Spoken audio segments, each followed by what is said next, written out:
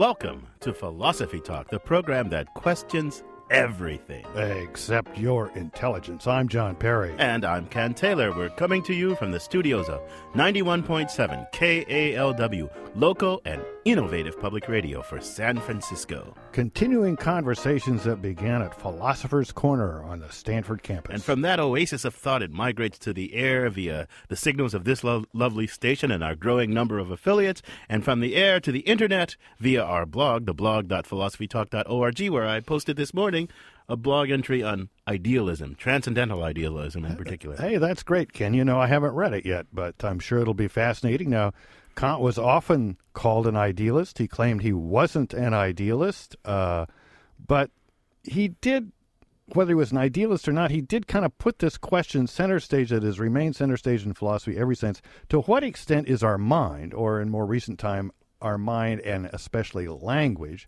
responsible for the world, for that which we think of as the world? Is it largely our construction, or is it something, as was thought before Kant, that was largely independent of us? Well, Kant certainly thought it was largely our construction. You put it a joint product of the noumenal world, about which we can't know anything, and our own kind of creative powers of mind. And I think it's a really cool idea. I think it's a really, really important idea. But, you know, one of the problems, though, that this world that we create for Kant is just kind of matter in motion kind of thing. It's just like this Newtonian spatial temporal order of matter relentlessly changing and coming to be and passing away. There's no freedom. There's no self in it. So it's kind of a limited world that we create.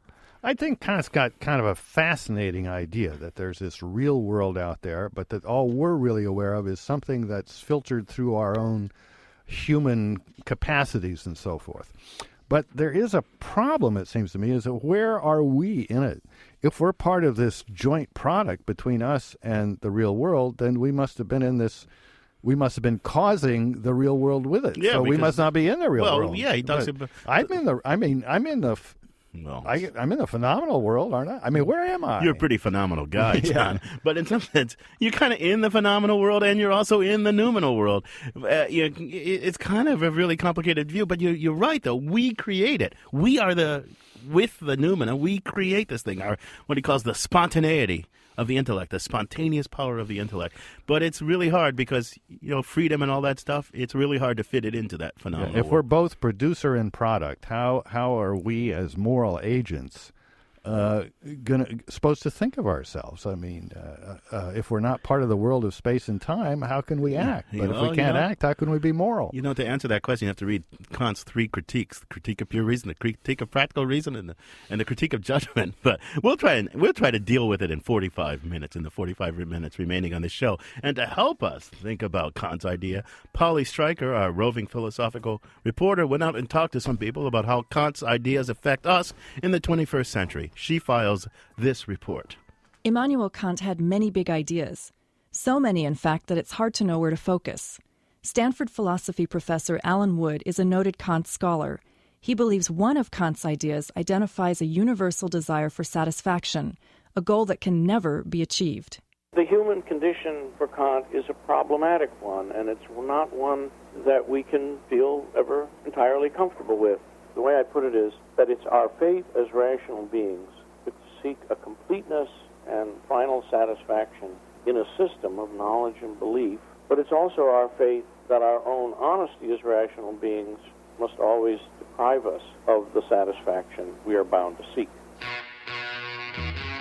What better place to ask about satisfaction in life than at a large party? I think that true satisfaction is possible in my life, or in anybody's life. I think it all has to do with how you view yourself, first of all.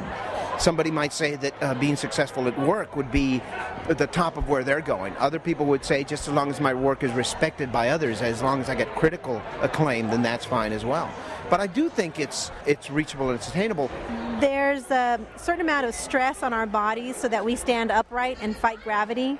And I think there's a certain amount of stress on our psyche so that we can be happy. We have to fight the forces that pull us down.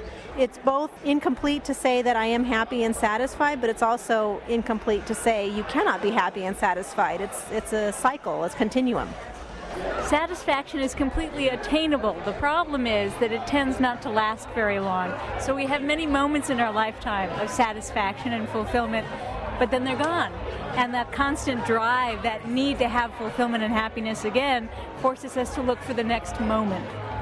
I actually think our need to strive for fulfillment is a positive thing, but like anything else, it needs to be held in balance, generally with an ability to recognize the beauty of the moment, to live in the now. That helps to offset that constant need to do more, to achieve more, to have new experiences. I'm a happy person as it is, but I think I've trained myself to become that way because I didn't start out happy. What makes me happy might not make Immanuel Kant happy, but, then that's his prerogative to define happiness for himself.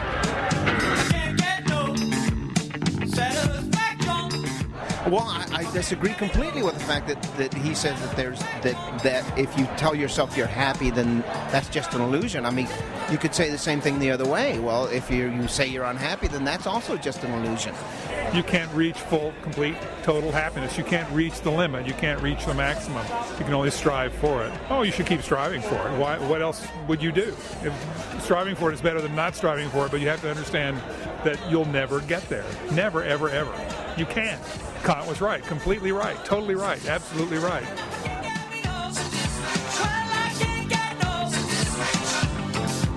For Philosophy Talk, I'm Polly Stryker. Thanks, Polly Stryker, for that piece. Alan Wood gave us some insights about Kant, and people at a party helped us understand how difficult it is to understand Kant. I can't quite say that those people at the party really understood Kant, but that's another thing. I'm John Perry, and with me is Ken Taylor. And our guest today is Peter Gilgen, who joins us from the ETV audio studios at Cornell University, where he's an assistant professor in the Department of German Studies there. He's author or editor of the upcoming book Lektüren der Erinnerung, Lessing Kant and Hegel. Peter, welcome to Philosophy Talk. Hi, Ken, and hi, John. Thank you very much for having me on your show. Oh, Peter, it's good to talk to you again. Now, Kant famously said that he was awakened from his dogmatic slumbers by reading the works of David Hume. Just as an aside, Right. J.L. Austin famously said it's sometimes better to leave sleeping dogmatists lie. But putting Austin aside, what was Kant talking about when he talks about his dogmatic slumbers, and exactly what did Hume say that woke him up? Well, I mean, the problem for Kant was that living in the mid-18th century, the prevalent philosophy in German lands, and we should be clear on this too, that there was no united Germany, which is important later on when we talk about maybe Kant's relation to political figures and religious figures. But basically, there was a type of rationalism which built up on let's say, relatively standard metaphysical notions like God and the existence of the soul and so on, and had built very meticulous systems, the big master having been Leibniz, and then after him Wolff and Baumgarten, whose textbooks Kant was to use throughout his life as a professor, actually, were the followers of this approach. And it seemed to a certain extent all right, but then when Kant encountered Hume and Humean skepticism, where Hume really asked what exactly can we know of all this stuff, and decided that not very much was left that we really could know, that these were figments of the imagination. So let me just check. Let me check that I understand it. So Leibniz and Wolff and those guys were rationalists who thought, that's right, just yes, with our yes. reason we could figure out a lot of stuff. And then right, they thought that. Right. Kant's big book is The Critique of Pure Reason. So he's critiquing them, right? And so that's that. He must be an empiricist then. Is that right?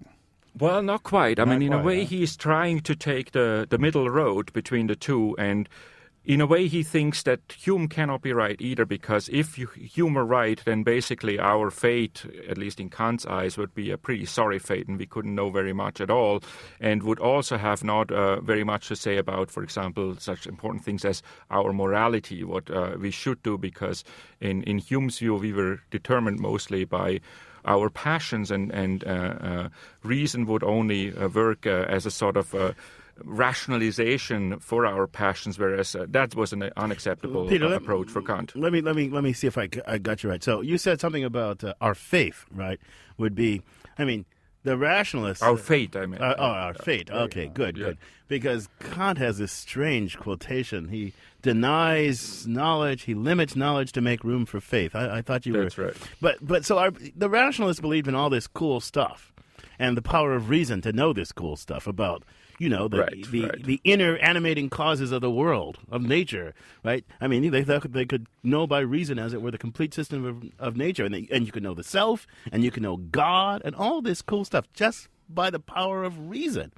And I guess Hume the empiricist, we've talked about Hume a lot on this show, Hume the empiricist said, no way, because all you know is based on the deliverance of your senses, and the senses really don't give you very much deep insight into the world, not at all. Right, so was it that thing that, woke Kant from his dogmatic rationalist slumber, agreeing with Hume? Well, I mean, what Kant noticed in the process was, the other important thinker probably was Newton for him, because he saw how Newton was capable of putting science forward. So there was a real progress in science. We suddenly could do much more in physics than we had ever been able to do. And for Kant... the question was, well, why is it not like that in philosophy? What leads philosophers like Hume and Leibniz, let's say, to disagree on such basic principles so profoundly that basically it seems almost like they have nothing in common? Yeah. And the question then is, well, isn't there a possibility that we could make philosophy more scientific, put it on a footing that could compare to the footing physics now was on? Right, And he talks about putting metaphysics on, what did he call it? The secure path of a science, kind of. That's once right, and for yes. all, right? Making metaphysics scientific. Right. So I mean, ordinarily we would think, look, in our milieu, we would say, well, our knowledge depends partly on reason, because mathematics and logic, you don't have to perform experiments to know those things, so that's reason's role. But on the other hand, everything about the empirical world, whenever you've got something that might have turned out different, like... how fast the bacteria multiplies or something like that. Mm-hmm. You have to do experiments and find out. So are we all Kantians because we believe that knowledge is a combination of experience and reason? Well, not quite. I think we would have to talk a little bit more here about how these two things come together. And, I mean, you in your introduction, you already alluded to this strange, this strange construction of, on the one hand, having a noumenal world, and on the other hand, having a phenomenal world. And for Kant, I mean, one thing that he really was adamant about, he wanted to save our, let's say, everyday intuitions about the world. To him, that seemed a sort of commonsensical thing that shouldn't be tossed out with the bathwater. So in opposition to the Humean skepticism, he wanted to make sure that there was something like an empirical realism. However, he combined that with, you've already introduced this notion of transcendental idealism, which means basically that in this world we do perceive things, but we can only perceive them the way our senses are made. I mean, the input we get is in some way organized by our senses and our mental faculties, and thereby we create the objects we see out in the world. Now, they may not be like that in quote-unquote reality.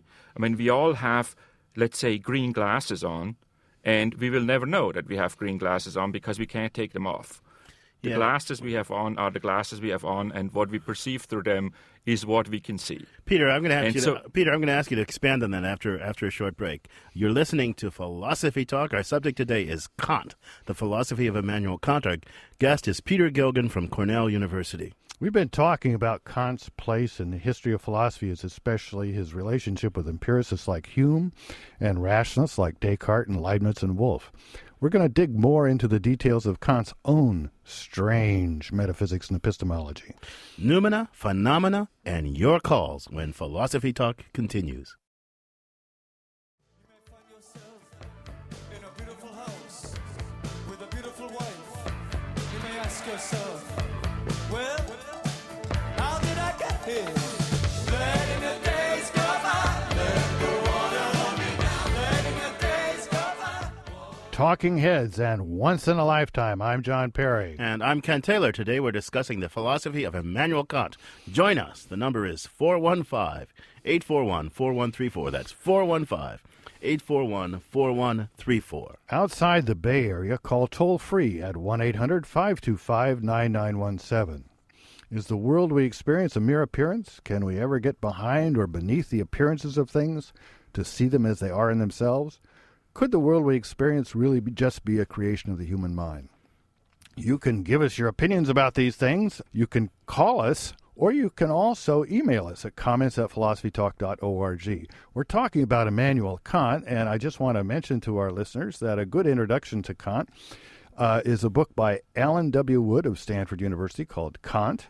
And he has another book called Kant's Ethical Theory that pertains to some subjects we're going to hit in a while. So don't really recommend plunging into the Critique of Pure Reason without a little preparation. These books by Alan Wood should do the trick. Kant is a great thinker, but not a great writer. Our guest is Peter Gilgen from Cornell University. Peter, I want to ask you about this phenomena-noumena world. I mean, help me get into the frame of mind of believing in this kind of distinction. And why can't I just say, you know, how the world is how it seems to me? I mean, there's sometimes when, you know, if I'm drunk or my vision is clouded, but if things are working right, the world really is, in and of itself, how it seems to me. That's how most of us, I think, approach the world. Seeing is believing, you know, all that. Why not believe that? Well, for everyday purposes, I think that might be good enough. But if you want to do philosophy, if you want to ask what is the condition of possibility of these appearances, how can we actually have these appearances, then, at least according to Kant, we come to a point where, I mean, first of all, as we already said, we are contributing to these appearances to a large extent because we have, as I said, the green glasses on, which are basically our sensuous capabilities. And with those, we determine how the data that hits on our eyes and our retinas and so on, and our ears, that how we organize this data and turn it into quote-unquote objects. Well, Peter, now, let me try out an idea on you. I'm looking here at a desk. And as a piece of furniture in the everyday world, it seems to me that it's smooth and solid.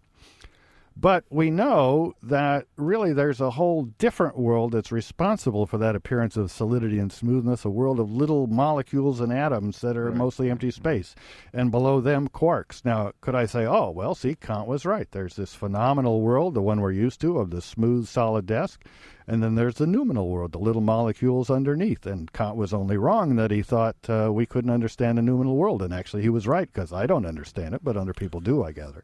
How about that point of view? Well, that's not going far enough because, I mean, for Kant, if you look at his big work, the first critique, the Critique of Pure Reason, it starts out at the very beginning already with space and time. Even space and time, Kant says, we cannot be sure that such a thing really exists. Oh, my goodness. Part of Go ahead, keep going. It sounds pretty wild, right? So it's part of how we perceive the world. I mean, time, our sense of time is our inner sense, and we cannot perceive anything but in time. We always, whenever we perceive something, it seems like time is passing. At the same time, when we look outside, I mean, the outer sense is space. Everything we ever perceive, we perceive in space. However, that's not to say that objectively out there, beyond our own perception of the world, there is such a thing as this space or time. And that's, I mean, the problem being, as Kant says at the very beginning of the first critique, reason as our capacity is a very strange thing because it seems to always pose questions that ultimately it cannot really answer, for which it cannot find answers that are, philosophically speaking, satisfactory answers. Yeah. It always exceeds itself, you could say, and that's, by the way, also an answer why perhaps when we come to our practical side, why we can never be fully satisfied, because there is something in us, theoretically as well as practically, that seems to go always further than we're actually capable of going. So wait a minute. So space and time are, to use some Kantian jargon, ideal. They're nothing kind of independently of us. He calls those things like the form of our sensibility. Right? They're the form in which we perceive objects. We always perceive objects as existing in space and persisting through time, but we bring space and time as like they're furniture of our mind somehow. Now, Gee, I mean, why should I believe that? I mean, that seems so weird, especially space. I mean, space is the way in which things are distinct from me. John's over there. He's not over here. How do I know John's not me? Because he's over there. He's not over here. So space and time are just your way of keeping things apart and keeping everything from happening at once. That sounds kind of cool. It sounds, though, like we're kind of trapped in a big video game. And we can't get outside. But even with a video games take place in time. I've never been in one that didn't take place in time. You remember our John? We did a show on time a while back with a physicist, David Albert, and he said he can't figure out any reason to refute the idea that the flow of time is really just the flow of our ideas. It's something subjective, not something objective. I guess Kant is really the founder of that idea that time is just something subjective. Right, Peter? I got that right? Right. No, absolutely. And I think what is important in that idea, especially if you look at, let's say, the humanities in the modern world, academically speaking, where a certain type of constructivism is very prevalent. It seems to me what is good about Kant is that he acknowledges that there is a certain constructive force to our own being, that we really do create the world not just with our hands, but actually in our perception we contribute a lot that makes the world. But at the same time there is something like, let's say, a sort of resistance out there. It's not as the post-Kantians would have it, Fichte and Schelling and Hegel, that we can just do away with that noumenal side of things and basically have something that initially was called subjective idealism, where the subject, most pronounced perhaps in Fichte, where the subject would be ultimately the creator of everything. Right. And that's something which Kant really wants to avoid. So John's metaphor of the world being the world we experience and know, being a joint product of our minds and this noumenal world is really right on in Kant. I mean, it's not like it's just us making up the world. There's this, right. Yeah. Ronnie in Berkeley's on the line. Welcome to Philosophy Talk, Ronnie. Oh, hi. Can you hear me? Yeah, we can hear you. Oh, good. Shoot. Okay. Well, I just wanted to add something maybe, and then to make sure that I'm on the right track here. Okay. When going back to Kant was awakened, as you say, from his dogmatic slumbers. Okay, and what awakened, as you indicated, awakened him from his dogmatic slumbers was David Hume, the Scottish philosopher, writer, thinker. Okay, and what he said was that certain knowledge is not perceived through the senses, but is imposed on man's mind. What he's saying, in effect, is that we come into the world predisposed to look at things a certain way. In other words, our mind, the cognitive ability, is programmed. This Hume you're talking about. Hume, yeah. Right. Yeah, so Hume said, look, if we didn't come in kind of pre-programmed to assume that the future would be like the past, we would really be up a creek without a paddle. Yeah, right. Hume said that, but he said we make that assumption without any warrant, without any justice, well, right? And without any foundation. Thanks so what's your call, question, Ronnie? Yeah, what's your call, Ronnie? Well, no, I was saying, is that pretty much what you guys were saying earlier? You kind of got us right, Ronnie. Yeah, that's good, Ronnie. We posed the question, exactly how did Kant think he'd gotten beyond Hume? They both agree that you can't, just on the basis of logic, prove that the future will be like the past. And they both agree you can't just get it out of experience. But Kant thought there was another place he could find it. And Peter, help us Ken understand. and Peter are going to explain Peter, it. help us understand that. Basically, Kant didn't want to go the rationalist route by saying we have innate ideas, but what we do have is a sort of structure that we have as rational beings, and with the help of this structure, we can put the world together. So it's not quite an innate idea in the sense that we know of God or something like that, as the old-fashioned rationalists would want to have it. But at the same time, it's not exactly either that we just get sense data and then that's all we can know, but rather we have a structure in us that helps us to make sense of the world. For example, and this is, of course, the big point where Kant very strongly disagrees with Hume, the question of causality. Causality for Kant is an objective fact in the phenomenal world, but the phenomenal world is all that we have. And he says we cannot perceive things differently than that, all of us, and in that sense, causality is an objective fact, and it doesn't matter whether Hume tends to think that, we just derive it from inductively from certain things we see happening one after the other, but we can never be sure whether that happens the next time too. Well, we can be sure that in the phenomenal world that's going to happen the next time too. Yeah, you're listening to Philosophy Talk. Give us a call. Join this discussion at 415-841-4134. That's 415-841-4134. And Ed in Berkeley's on the line. Welcome to Philosophy Talk, Ed. Hi, a couple of marbles I've been playing with. Force and work were really important during Newton's time, the Industrial Revolution and all that. Maybe those ideas of force and work that physics are built on are just kind of like cultural things. It sounds sort of like we're talking almost like cultural relativism or deconstructionism.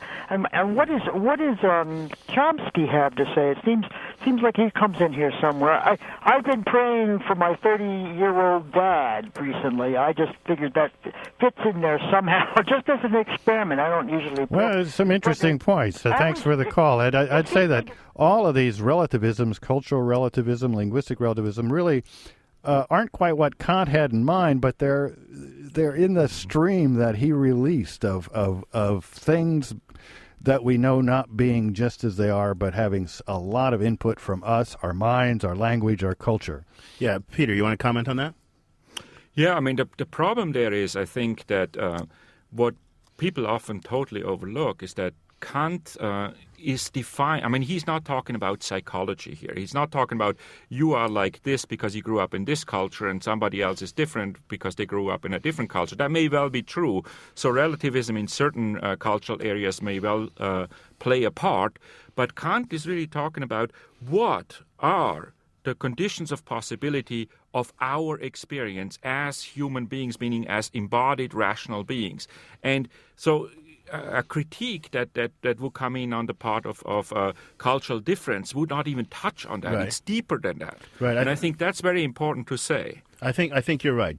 Give us a call. Join this discussion. 415-841-4134. If you're outside the Bay Area, toll free at 1-800-525-9917. I think you're deeply right about Kant is no kind of relativist, and he thinks there's a kind of universal architecture of mind, of rational minds, and these what he calls the categories of cause, substance, right. all that stuff.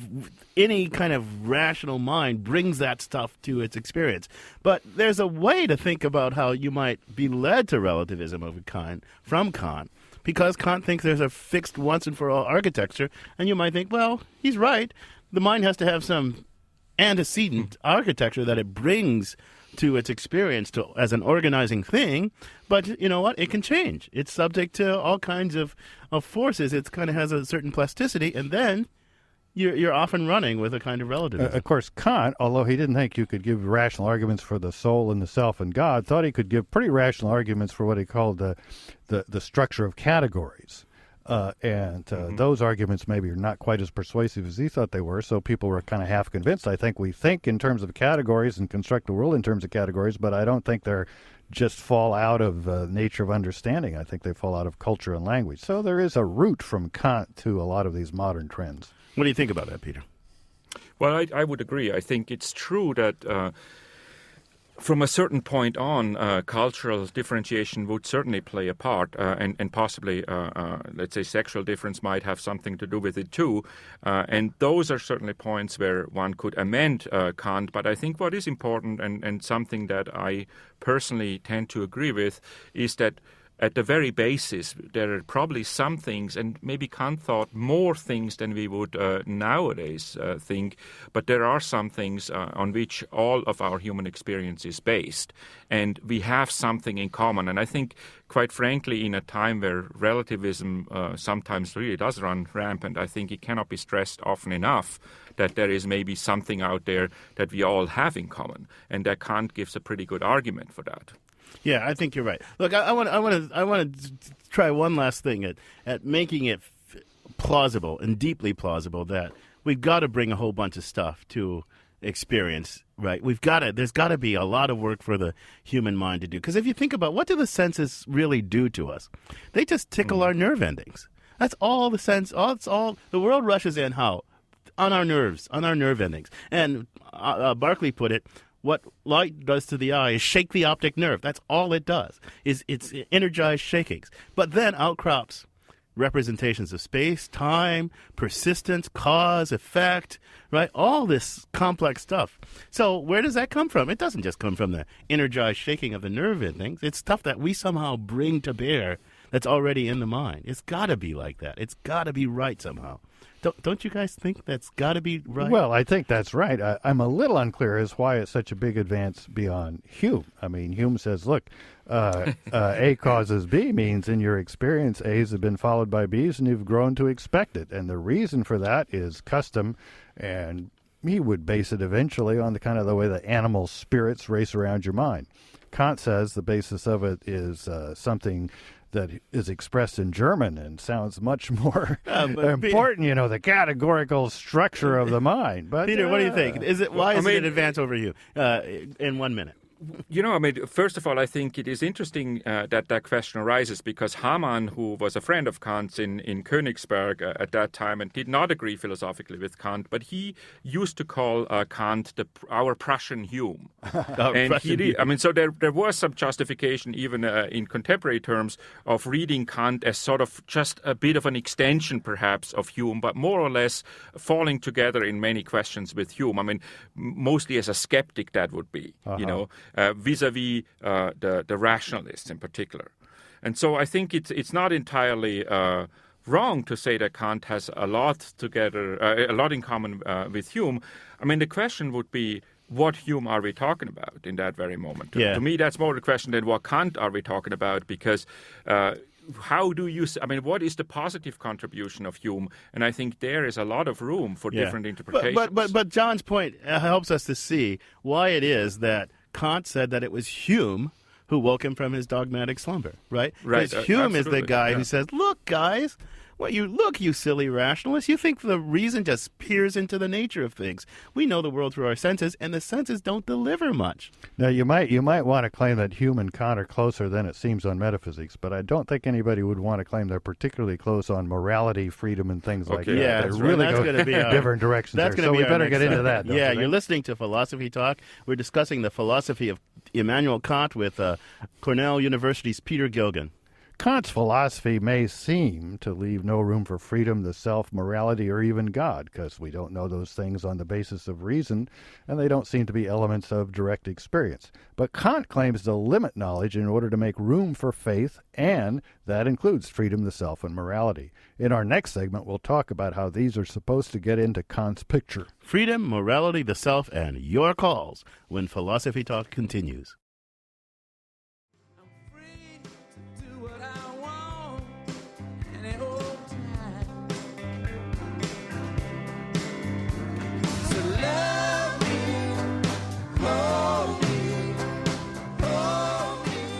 That's the Rolling Stones, and I'm Free. And wouldn't Immanuel Kant be thrilled to share a program with Mick Jagger and Keith Richards? I'm John Perry. This is Philosophy Talk, the program that questions everything except your intelligence. I'm Ken Taylor. We're discussing the philosophy of Immanuel Kant with Professor Peter Gilgen of Cornell University. So we're going to talk about the self. Where is the self in Kant's story? Is it a mere appearance and subject to causation and the Newtonian laws? Or is it part of the noumenon and therefore unknowable? How do we get freedom into Kant's world, which is the world of experience is completely deterministic?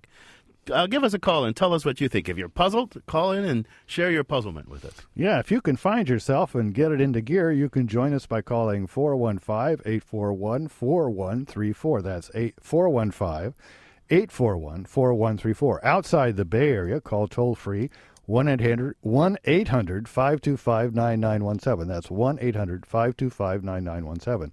Or email us, comments at philosophytalk.org. And just keep in mind that space and time are illusions, so you better have something to say about that. So one of the things about us, Peter, all of us, we think of ourselves as free beings subject to morality. I think I know that I'm a free being subject to the constraints of morality. But if I get Kant right, I mean, although he wanted to make room for all that stuff, there's no room for it in his phenomenal world, and the noumenal world is unknowable, so where does it come from? Where's this thought of myself as free, as subject to morality, come from? Yeah, I mean, the question of freedom and where it fits in is certainly one of the real tricky points in Kant's philosophy. As you say, in the phenomenal world where you have what Kant calls this thoroughgoing determination, sort of in the Newtonian sense, that one thing causes the next, causes the next, causes the next, it would look like freedom doesn't fit in very well. But where it does fit in is exactly from your first-person perspective as an embodied rational being. That's where your reason comes in, where your practical side, Kant will say, comes in, namely the practical question of morality. And I mean, what exactly freedom would amount to in Kant, that's very hotly contested. The minimum point would be to say, even if it were an illusion, the fact that we think we are free is sufficient. That would be the minimum we need for some type of morality. Most interpreters would say that Kant means more than that, but it seems to me it's interesting to maybe start with the minimum and say, Does the fact true. that I think that I am free, is he saying that the fact that I think that I am free make me free? Is it that all my freedom consists in is the thought of my freedom or something like that? Well, it would be something like a property dualism, in the sense that the same action could be described under two different aspects. On the one hand, you could describe it in a sort of third-person viewpoint as, I mean, your brain hormones going this way or that way, and that triggers something else, and that's why you lift your hand, and that's why you hit somebody, let's say. But, of course, from your point of view, that doesn't look that way. It always will look as if you could have acted differently, even if some cognitive scientists will tell you, no, actually, I think this was clear that you couldn't have acted differently because your serotonin was at that and that level, and therefore it couldn't have worked. So there's like two perspectives I can have on myself. A kind of external perspective as myself as just one body among other bodies. And from that perspective, I look kind of like determined by anything else. And then there's this internal perspective of subjectivity or something like that. And from that perspective, I feel free or something like that. Is that right? And that it creates a sort of, you could say, an inner room within that thoroughgoingly determined world, because obviously our freedom is limited within that world, because even if you wanted to, you can never walk through a wall. So to a certain extent, the phenomenal world out there does restrain your options. But at the same time, it is certainly true that we do feel very strongly that we are the originators of certain actions. And in that, the spontaneous originators of actions that don't seem to us as determined beforehand by something else. And as such, we do feel like we're free. Okay, let me see if I've got it straight. I can't walk through a wall, so I'm pretty sure I can't sum up Kant in a minute. But so Kant starts out as a rationalist, and he wishes it were true. He would be happy if it were true, if we could prove a priori from reason alone, like Leibniz thought we could, that God exists and that we exist and that we're simple and free. But Hume awakes him from his dogmatic slumbers and sees it's not going to work. On the other hand, if the kind of Humean empiricists were right and the world was just this orderly progression of sensations in a deterministic way, that would be extremely depressing because there wouldn't be any room for God or the self or knowledge of those things. But Kant says it's not quite that bad because there is room for those things, because this phenomenal world, this world that Hume was preoccupied with, is partly our construction. And so by throwing about ourselves, we can limit by knowing that it's partly our product, partly due to the structure of ourselves, we leave room for this other stuff. Now, given that, Schopenhauer, a later philosopher, says that with our will, we actually know something about the noumenal world. Kant kind of sounds like that. What did Kant really think that through ourselves, through our knowledge of our own will, we were in touch with that one little part of the noumenal world, or is that just Schopenhauer's idea? Well, Schopenhauer certainly goes further than Kant does. And Schopenhauer's notion of the will, even though Schopenhauer did think that he was sort of a correct interpreter of Kant, I think Kant would have not agreed with. But what Kant did think is that we as rational beings are indeed inhabitants of both worlds in a certain way, and that we do have freedom. And the question of freedom is actually really the crucial point here and the tricky point, because, and you see that also in Kant's works, because when he writes the groundwork for the metaphysics of morals, he still thinks that from reason he can derive the moral law, whereas when he writes 3 years later, when he writes the critique of practical reason, which is basically also on morality, the order has changed, and it's actually the moral law that we feel in us as conscience or as when we want to do something but we just know it's not right, that actually indicates to us that we are free. Yeah, Peter, we're going to have to say goodbye to you, but it's a really fascinating conversation, and we've left ourselves with a big problematic, because I think the encroachment of modern science and and more peering into how the brain works really makes us wonder, where is the self? Where is freedom? Yeah, and I mean, true. so it's a problem Kant left us with, and I'm going to have to say goodbye to you on that note. Thank you so much for joining us. Thank you. Our guest has been Professor Peter Gilgen, who's an assistant professor and director of undergraduate studies in the Department of German Studies at the Cornell University, author of the upcoming book, Lektüren der Erinnerung, Lessing Kant and Hegel. So, John, what... Well, I want to thank all the callers we didn't get to, and some emailers that we didn't get to. Some of the emails came in a little after we were discussing the topics. So, Ken, what did we learn today? You knew all about Kant already. Maybe you didn't learn anything. Kant is a really important philosopher. I think he's, with Hume, kind of the co-founder of the modern era, of the modern problematic. I think, he's a huge fan of science and tries to ground science and all this stuff. I think he's one of the great students of the human mind, a great student of the human mind. I think he solved more deeply into the structure and nature of the human mind and its powers than your buddy Hume by a long shot, John. But he's crazy. Transcendental idealism, the idea that we in some sense make up the world, that's kind of a bastardization. It's crazy. But except for that part, he is deep and amazing. Well, I mean, there are lots of ways we make up the world. I mean, the world didn't come to us with Pepsi-Cola already in it. Well, that's true. And the world didn't come to us with, all the different ways we categorize things, the genres of music. A lot of the ways we see the world are clearly our responsibility. But when you get to space and time, I have a lot of difficulty thinking that space and time aren't something pretty real about the world. I agree. I I think causation and substance and all that stuff is pretty real stuff about the world. And we do need some machinery to be able to find that stuff out through sensation. But I don't think I'd go follow Kant. But still, he's a deep and important guy. But you know what? This conversation continues on our blog.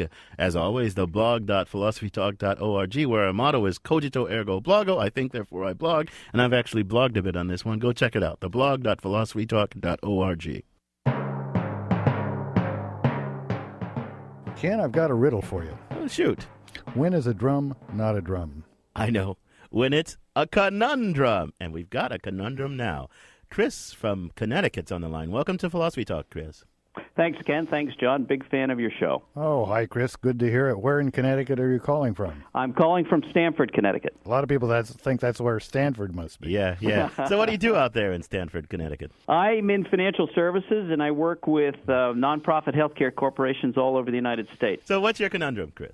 Here's my conundrum. I was wondering, do our moral obligations as human beings sometimes conflict with the obligations of organized religions? Is there something morally flawed about organized religions that leads to isolation and conflict? I'm thinking of religious discrimination or the Crusades, terrorism, holy wars in which people actually kill each other. Well, there's an interesting paradox, or I don't know if it's a paradox, at least it's a tension, it's a contradiction, Hegel might say, in religion. On the one hand, religion is one of the things that is responsible for our having a conscience and a heightened moral awareness. At the same time, some of the same religions often encourage us to do terrible things, like the Crusades, where Mohammedans and Christians axed each other to death, so forth and so on. So religion seems to be a kind of a two-edged institution when it comes to morality. I think you're onto something deep, Chris. I think there's a really deep thing about religion. Because religion says, I am absolutely true. And not only does it say, I am absolutely true, I mean, most religion anyway, Christianity, Islam, I'm not sure about Buddhism and Western Judeo-Christian religion says, I am absolutely true. I am the foundation of absolute morality. Why is there a moral order? Because God spoke it. God commanded it, that thou shalt not kill, thou shalt not do this. Now, religion says, because I'm absolutely true, the entire world order is obligated to bow down to me. Now, we come across people, we have people who have religions with this absolutist thing. They come across people who don't bow down to the dictates of their religion. And what does the religion say? Well, if it's this totalizing, hold the whole world to it, the religion says, hold the whole world to it, despite the world's resistance. And that's what gets you into trouble. If you're Islamic and you think, well, the infidel doesn't respect the dictates of the absolute truth, and I am entitled to hold the whole world to this absolute dictates of morality, that's when all heck breaks loose. That's true to a certain extent for some religions, but there are at least some forms of Christianity that take the opposite approach, that preach tolerance or say that, don't worry about the unbelievers, just worry about the kingdom of heaven and mind your P's and Q's. So I don't know that it's inevitable that religion teaches intolerance. Well, I'm not sure that it's inevitable, but what do you do if you believe that the fundamental commandments are of God, from God, and that God commands them to the world, and that you as God's servant have some duty to uphold them? When you find non-belief, when you find violation of the fundamental commandments, what are you supposed to do? Say, well, that's their problem? Well, there's different approaches. If you're a Mormon and you think that you ought to spend a couple of years when you're in your late teens going out and providing the word to people that don't have it, but you don't really believe in forcing or coercing anybody into it.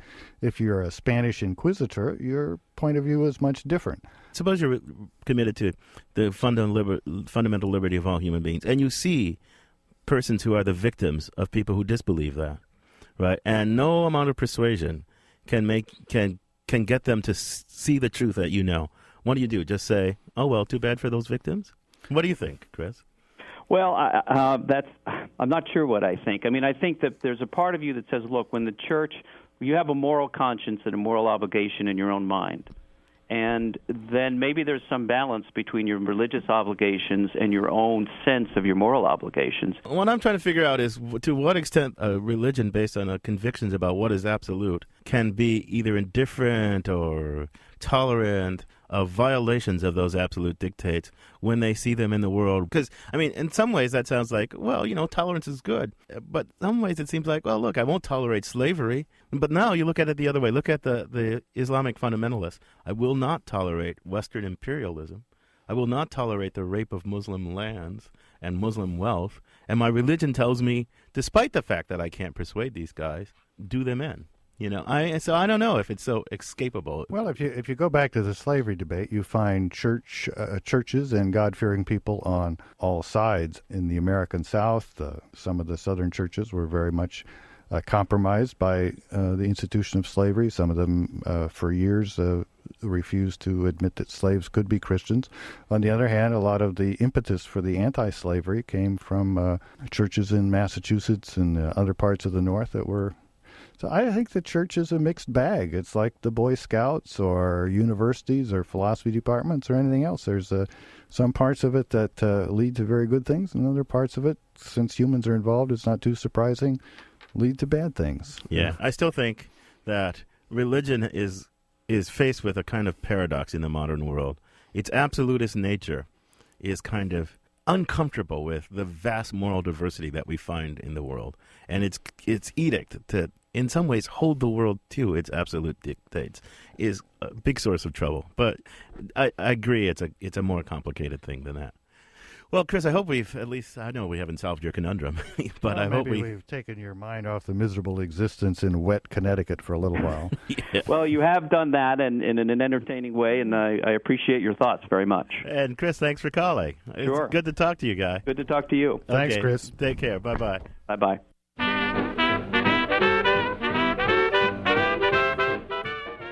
Join us next week when we tackle the question of the existence of God. Your thoughts and questions are always welcome. If you have a proof of the existence of God or a disproof of the existence of God, submit it on our website via the comments. We'll take it up on the air next week. Philosophy Talk is a presentation of Ben Manila Productions and the trustees of Leland Stanford Jr. University. Our executive producer is Gordon Earl. Special thanks to Rujen Shen, Neil Van Leeuwen, Nicole Sawaya, Ben Tempshin, and Debbie Kennedy.